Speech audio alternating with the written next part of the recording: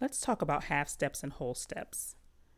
A half step is when I move from one note to the note right next to it with no notes in between. So going from C to this note here, which we'll learn the name of in our next lesson, is a half step. If I move to the left or descend, C to B is a half step. E to F is a half step. Going from this note here to A is a half step. B to C, half step. A whole step is going from one note to the next with one note in between. So if I go from C to D, I have this note in between. So that would mean C to D is a whole step.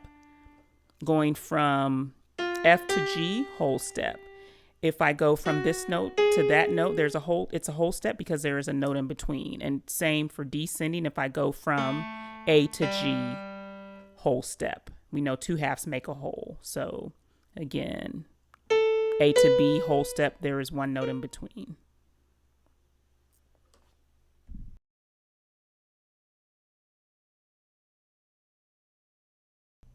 Let's learn about flats and sharps. Here's C. If I raise it one half step, raise is to go to the right a half step, that becomes C sharp. I've sharpened the note. C, C sharp, D, D sharp, so on and so forth. If this is G, this would be, you guessed it, G sharp.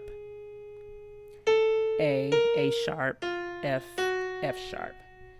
Now let's talk about flats. If I lower a note or move to the left one half step, then I flattened it. So D, D flat, E, this would be E flat, so on and so forth, G, G flat. I know this is C. If I lower it a half step, C flat. Again, we know this is B. That's what's called enharmonic. Same pitch, two different note names. This can be B, and sometimes you'll see it referred to as C flat.